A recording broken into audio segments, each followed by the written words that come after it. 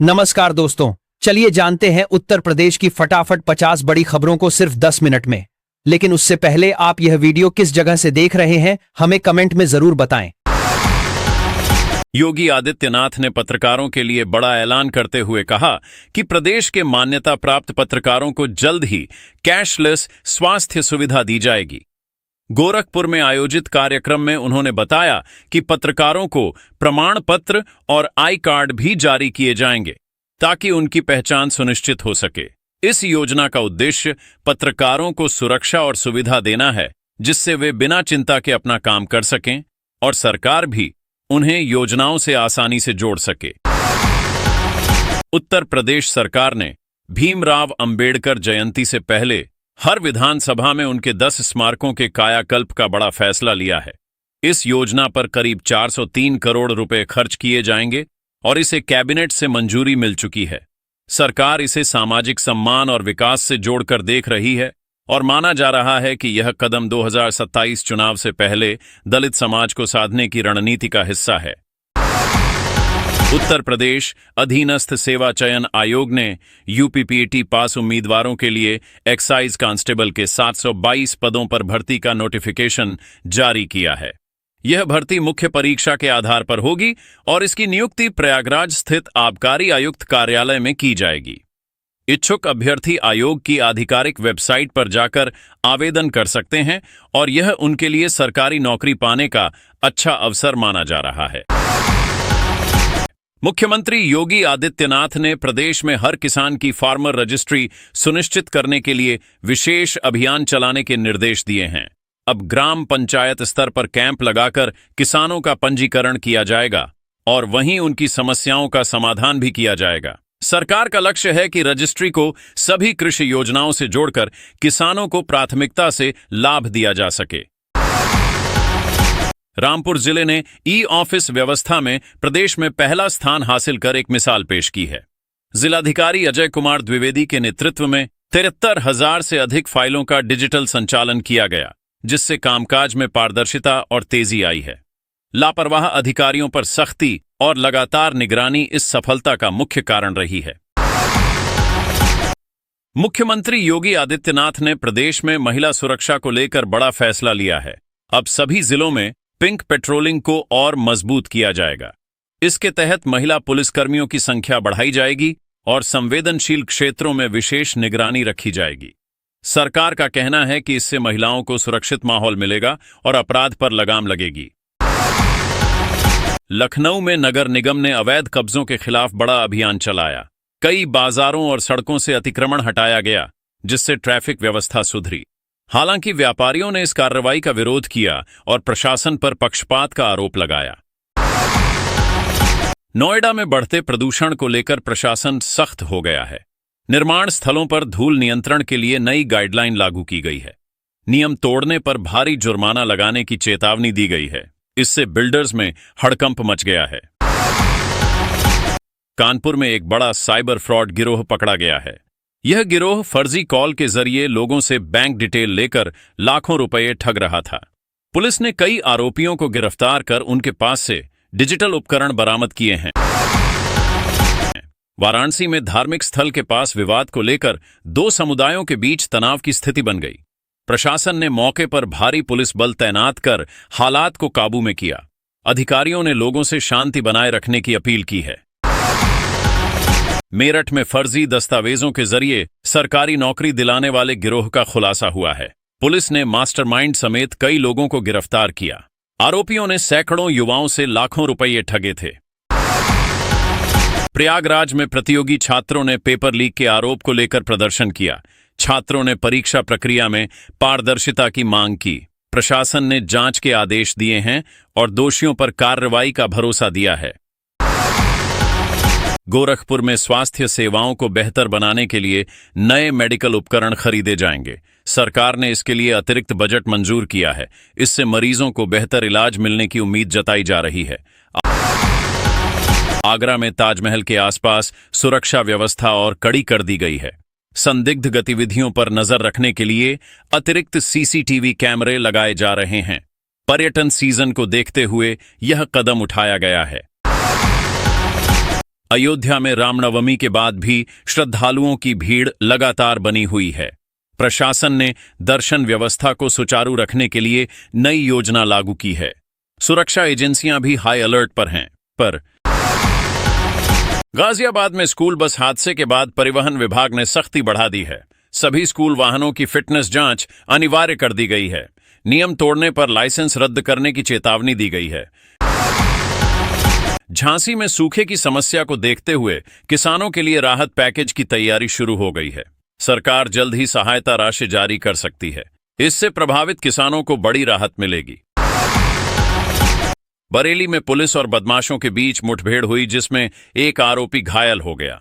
Police ने मौके से हथियार भी बरामद किए हैं। इलाके में सुरक्षा बढ़ा दी गई है। अलीगढ़ में विश्वविद्यालय परिसर में छात्रों के दो गुटों के बीच झड़प हो गई। घटना के बाद कैंपस में तनाव फैल गया। प्रशासन ने अतिरिक्त पुलिस बल तैनात कर स्थिति को नियंत्रण में लिया।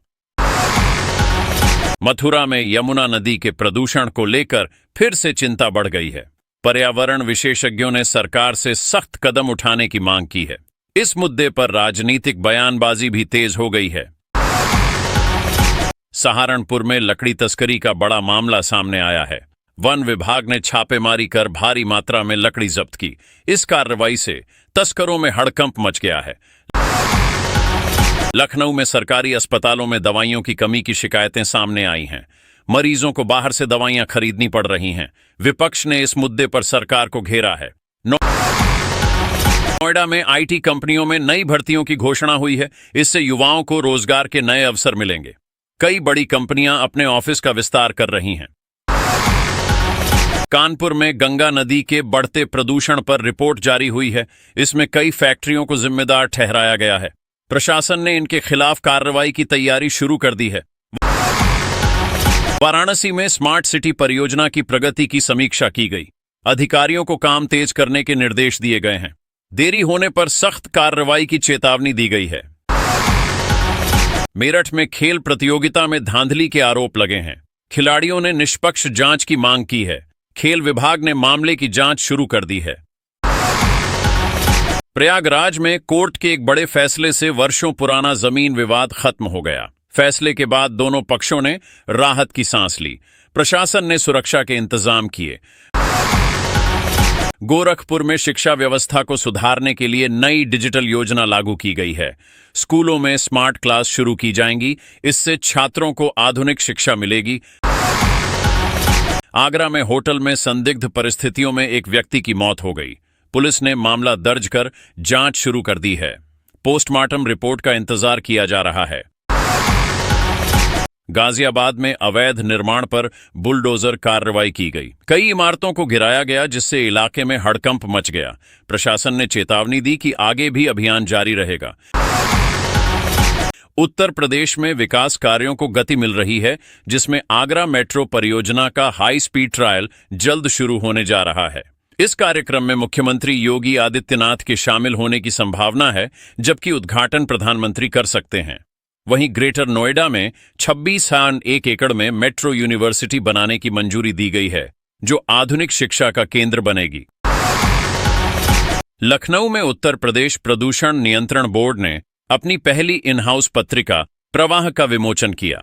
इस मौके पर राज्य मंत्री डॉ. अरुण कुमार सक्सेना ने कहा कि आधुनिक तकनीक और नवाचार के जरिए पर्यावरण संरक्षण को मजबूत किया जाएगा। कार्यक्रम में बोर्ड के वरिष्ठ अधिकारियों ने पर्यावरण जागरूकता बढ़ाने पर जोर दिया। उत्तर प्रदेश में सरकारी शिक्षक बनने का इंतजार कर रहे युवाओं के लिए बड़ी खबर सामने आई है। मुख्यमंत्री योगी आदित्यनाथ के नेतृत्व में सरकार जल्द ही 24,000 से अधिक पदों पर भर्ती प्रक्रिया शुरू करने जा रही है। विभाग ने तैयारियां पूरी कर ली हैं और आने वाले समय में नोटिफिकेशन जारी होने की संभावना है। प्रदेश में जमीन की रजिस्ट्री प्रक्रिया को आसान बनाने के लिए सरकार ने नया कदम उठाया है। अब रजिस्ट्री कार्यालयों में फ्रंट ऑफिस शुरू किए जाएंगे, जहां विशेषज्ञों की टीम लोगों की मदद करेगी। इससे दस्तावेज जांच और पूरी प्रक्रिया सरल होगी तथा पारदर्शिता बढ़ेगी। उत्तर प्रदेश सरकार ने कर्मचारियों के लिए एसईआर प्रणाली को पूरी तरह ऑनलाइन और समयबद्ध कर दिया है। अब सभी कर्मचारी अपनी वार्षिक गोपनीय रिपोर्ट मानव संपदा पोर्टल पर भरेंगे और हर स्तर पर तय समय सीमा का पालन अनिवार्य होगा। इससे कामकाज में पारदर्शिता और जवाबदेही बढ़ने की उम्मीद है।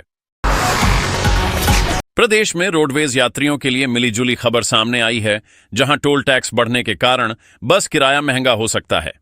वहीं सरकार पीपीपी मॉडल के तहत 39 बस स्टेशनों को हाईटेक बनाने की योजना पर काम कर रही है। इससे यात्रियों को बेहतर सुविधाएं मिलेंगी। उत्तर प्रदेश बोर्ड के हाई स्कूल और इंटरमीडिएट परीक्षा परिणाम को लेकर इंतजार खत्म होने वाला है। सूत्रों के अनुसार रिजल्ट 25 से 29 अप्रैल के बीच जारी किया जा सकता है। कॉपियों का मूल्यांकन पूरा हो चुका है और बोर्ड अब तेजी से परिणाम जारी करने की तैयारी में है। प्रदेश में अंतिम वोटर लिस्ट जारी करने की तैयारी पूरी हो चुकी है। मुख्य चुनाव अधिकारी नवदीप रेणवा ने बताया कि विशेष पुनरीक्षण अभियान के बाद शुक्रवार को अंतिम सूची जारी की जाएगी। इसका उद्देश्य त्रुटि रहित और सटीक मतदाता सूची तैयार करना है। सुल्तानपुर में 10 अप्रैल को रोजगार मेले का आयोजन किया जाएगा, जिसमें 400 से अधिक पदों पर भर्ती की जाएगी। इस मेले में निजी कंपनियां भाग लेंगी और आईटीआई पास युवाओं को सीधा इंटरव्यू का मौका मिलेगा।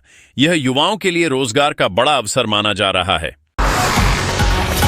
उत्तर प्रदेश सरकार ने मृतक कर्मचारियों के आश्रितों की भर्ती प्रक्रिया को पूरी तरह ऑनलाइन कर दिया है। अब मानव संपदा पोर्टल के माध्यम से आवेदन और चयन प्रक्रिया पूरी होगी, जिससे पारदर्शिता बढ़ेगी और उम्मीदवारों को सुविधा मिलेगी। प्रदेश के युवाओं के लिए बड़ी खुशखबरी है, जहां सरकार ने 25 लाख टैबलेट वितरण योजना को मंजूरी दी है। मुख्यमंत्री योगी आदित्यनाथ की अध्यक्षता में यह फैसला लिया गया और इसके लिए हजारों करोड़ रुपए का बजट तय किया गया है। इसका उद्देश्य युवाओं को डिजिटल रूप से सशक्त बनाना है। शामली के कैराना में एटीएस ने बड़ी कार्रवाई करते हुए 4 संदिग्धों को हिरासत में लिया है। इन पर पाकिस्तान के लिए जासूसी करने का आरोप है और उनके इलेक्ट्रॉनिक उपकरणों की जांच की जा रही है। इस घटना से इलाके में हड़कंप मच गया है। उत्तर प्रदेश को 2025 बैच के 21 नए आईएएस अधिकारी मिले हैं, जिन्हें विभिन्न जिलों में तैनात किया जाएगा। ये अधिकारी सहायक मजिस्ट्रेट और कलेक्टर के रूप में अपनी सेवाएं देंगे, जिससे प्रशासनिक व्यवस्था को मजबूती मिलेगी। प्रदेश में पॉलिटेक्निक एडमिशन की प्रक्रिया जारी है और अभ्यर्थी 30 अप्रैल तक आवेदन कर सकते हैं। प्रवेश परीक्षा मई में आयोजित होगी और शुल्क वर्ग के अनुसार निर्धारित किया गया है। यह तकनीकी शिक्षा के इच्छुक छात्रों के लिए महत्वपूर्ण अवसर है। समाजवादी पार्टी के नेता अखिलेश यादव ने परिवहन विभाग में भ्रष्टाचार का आरोप लगाते हुए कहा कि 1671 ड्राइवर बिना काम के वेतन ले रहे हैं। इस मुद्दे पर उन्होंने सरकार से जवाब मांगा और जांच की मांग की है, जिससे राजनीतिक विवाद बढ़ गया है। मध्य पूर्व में चल रहे तनाव का असर उत्तर प्रदेश बोर्ड की मार्कशीट पर पड़ सकता है। बताया जा रहा है कि पेट्रोलियम आधारित सामग्री की कमी के कारण मार्कशीट निर्माण प्रभावित हो सकता है। इससे भविष्य में छात्रों को परेशानी हो सकती है।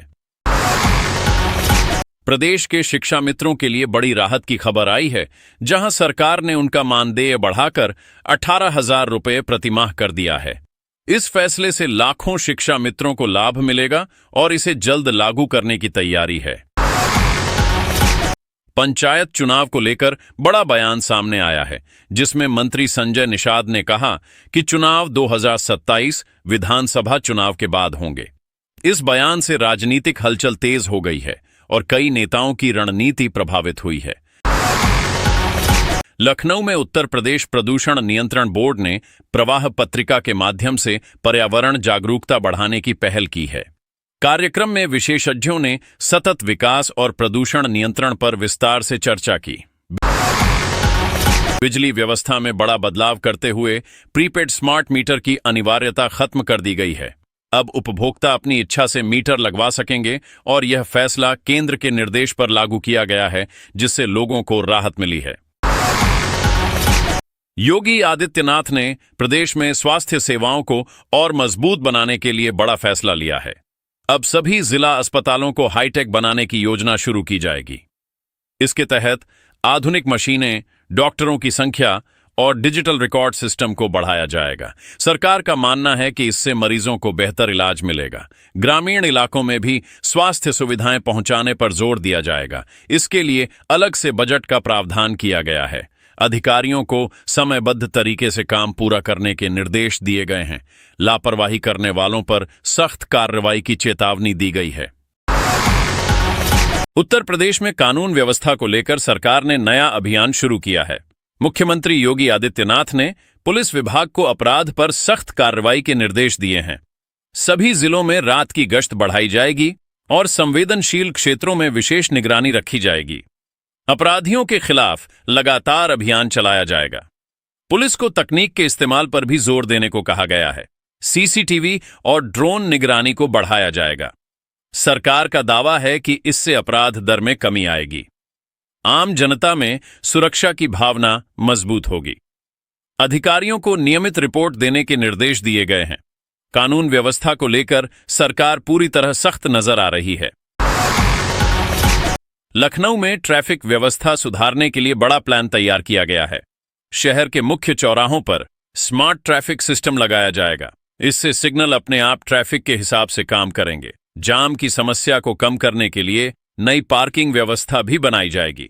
नगर निगम और ट्रैफिक पुलिस मिलकर इस योजना पर काम कर रहे हैं। लोगों को नियमों का पालन करने के लिए जागरूक किया जाएगा। नियम तोड़ने वालों पर भारी जुर्माना लगाया जाएगा। इस योजना से शहर में ट्रैफिक की समस्या काफी हद तक कम होने की उम्मीद है।